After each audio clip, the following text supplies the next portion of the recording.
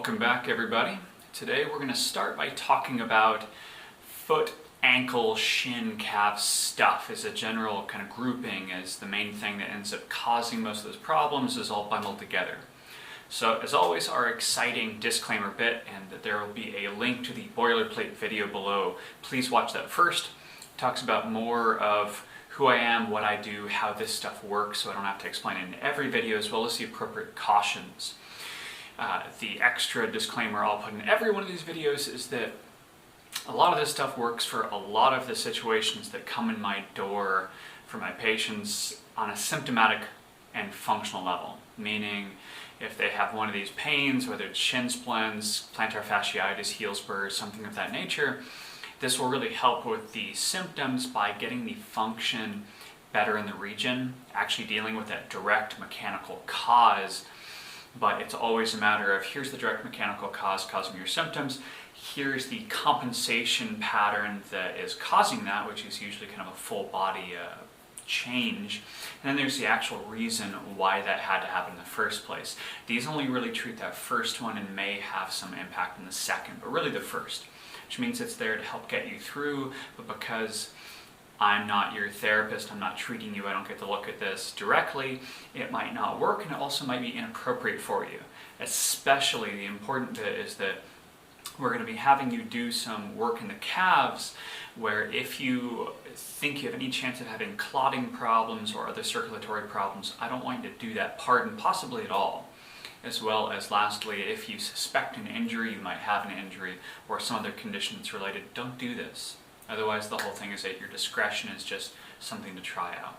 So, disclaimer dealt with, we're going to be talking everything from foot pain to shin splints and everything below the knee, essentially. And so, like I said before, I'm not going to do a huge amount of explaining about how this stuff works, just because I love doing that, but it takes up a fair amount of time. But when it comes to shin splints, more plantar fasciitis than heel spurs, and to an extent repetitive stress fractures in this region. Yes, you're doing a marathon a day if you're a thru hiker, and that's going to add a lot of load, a lot of stress on the area. Usually it's a hammer hitting something, and given enough time it would be a problem, but it's really because you already have a chisel in place that it's hitting on. You have a dysfunction that is being compounded dramatically by the load you're putting on it. So what we generally see is that these problems really come up where tissues are not being allowed to function properly. Like shin splints, you're usually having your tibialis anterior, that's the muscle on your shin, not being allowed to work properly. It's not being allowed to be held in a proper, let's say, just take tension, and then we're putting a huge amount of repetitive load through it, and we get a severe problem that can get you off trail. Same thing goes for any kind of muscular tendinitis or tendinosis in the area. It's getting highly inflamed because it's being forced through a position and movement that it's not feeling it's capable of doing. It's not about strength or weakness or endurance, so those can certainly affect things. It's things aren't being allowed to function properly. And so the homework we're going to give you today is going to help with that. You look at things like plantar fasciitis, you get big parts of the calf not being allowed to function, bad tension is being put through them, and then you get irritated tissues down the line. Kind of another disclaimer of sorts, or caveat, whatever you want to call it, is that when you're on trail, whatever keeps you through that isn't inherently dangerous, that works for you, go for it. When it comes to the people in my care, I severely dislike rolling. I also don't like aggressive stretching. Stretching to feel the end of a range of motion, but not pushing through it. I'm not so against that. And again, if this helps you keep going, stretching can help symptoms. It can just make the problem worse by destabilizing the situation even more, as your body goes, I can't stay dynamically stable, so I'm going to strap it down and be statically stable, and then you remove that without giving that back, and we get an unstable area. You just feel better and can move. So I'm always at least iffy with it, but again, if it gets you through, cool, but I'd try this first and see if we can avoid the need to aggressively stretch, to roll things out, etc. It's not some self-massage and just gently moving through the area to get blood flow and just warm up by moving yourself around. That's all good stuff and non-problematic, but I hope to avoid aggressive stretching and rolling and stuff like that. I know a bunch of you are going to call me a heretic or just say this guy doesn't know what he's talking about, but take it as you will. So we're going to be switching to a body model in just a minute to give you the specifics, but I wanted to go through that logic beforehand, and the same protocol applies for this stuff. If you're not a thru hiker, 3 to 4 times a day will do. As always, it's got to be in the contiguous 1 through 5 or whatnot that I give you. We can't do it in reverse. You can't do a bit and then wait till later. It's got to be do step 1, do step 2, do step 3 until you're through it. 3 to 4 times a day for non-thru hikers. Thru hikers, just especially if you're having these kind of issues that are affecting your feet and ankles, really important stuff, then I want you to do it every time you stop. Start in the morning, stop the first time you use the bathroom, go get water, whatever, and just every break thereafter do this. If you don't feel a significant improvement over a week with this particular one, because this is really what you're loading up and putting the most stress through more than anything else, this might take a little bit longer to work than some of the others like shoulder, head, neck stuff. Even hip and back stuff will usually be less difficult to deal with because, well, you're not stressing those as much as your foot, your ankle, your shins, calves. But it's normal to have things be a little bit more sore the first few days because you're actively working on and making things function that haven't been allowed to for a long time, and then going and doing a marathon a day on these things that haven't been working how they've been supposed to for a long time, etc., etc. But if you are not feeling better within a week, this might not be the right homework for you. But for this particular one, I'd be surprised if it didn't help people, even if it wasn't exactly what you needed. But the usual caveat's still there. If worrying symptoms pop up, if it gets acutely worse, or you've been doing it for a couple of weeks and it's not getting better, this wasn't the homework for you. Take some rest, get it checked out by someone, etc., etc. So we're going to jump over to the model and we'll go from there so you guys actually have something to work with. So here's our lovely body model, cut off head and everything. So when it comes to all of our foot, ankle, shin, calf stuff, we're actually not going to be working on too many different things for all of those. Like I said, and some of the explanation stuff is we may end up having stuff up the line you work on as well. But generally a lot of the stuff that's just going to cover this area is going to be pretty local. It's going to be pretty straightforward. And the first bit is the ankle bones themselves, just that knobby bit on both sides.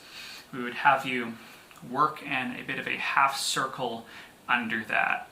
There is a nerve towards the back on each side, so be gentle. I don't want someone to be jabbing directly into it, but more I just kind of indirectly kind of hook a thumb and just gently work through that area. Usually both at once just for efficiency, but I'm going to take a good minute or so on the in and outside of that before I move on. I will kind of gently hold the ankle and pull the foot gently away, but very gently. And then we have 2 muscles we're going to work on.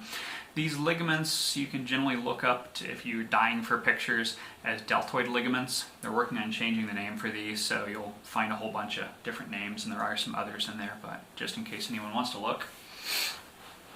After that, we tend to think of the shin bone as just this really narrow thing that goes up and down, but really that right there is the shin bone, and actually is decently wide. And what we're trying to do is get to that real inside angle, which, we're going to move the camera a little bit so you can see a bit better.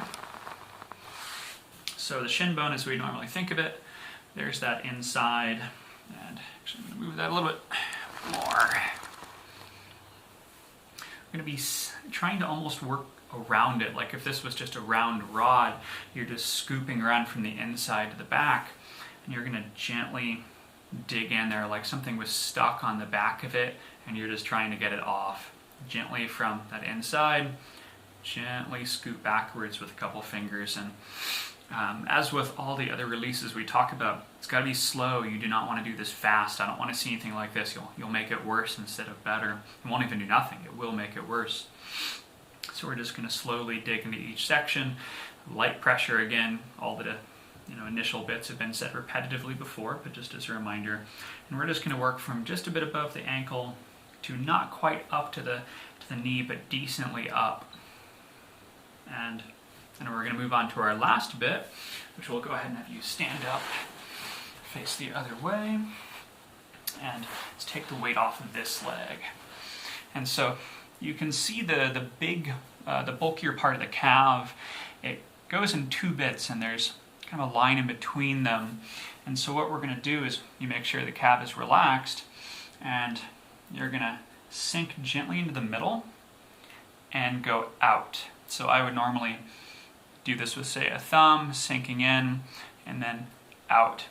And so it's something pretty deep in here we're working on. It's actually on the back side of your shin bone itself, pretty deep in there. There's just a lot of stuff in the way, and this is the gentlest way to go about it. So if you have a good sense of it, there's going to be kind of a cord going up here that you're going to notice. You go in, and as you start shifting out, you're going up against it, like it was, say, that. You felt yourself kind of going against it. So you're going to just sink in from about, there, kind of mid-calf, up pretty high, in and gently out. You go ahead and sit down. And so when it comes to how I work on this myself, if you have angry knees, this will be a little bit more difficult, and I don't want to do this as, like, say, a knee stretch, but generally I will gently, like this, maybe I'll put a foot underneath so that I can keep my calf relaxed, but still work into it from that angle where I just push in a thumb and go out. So we'll talk exercises in a second.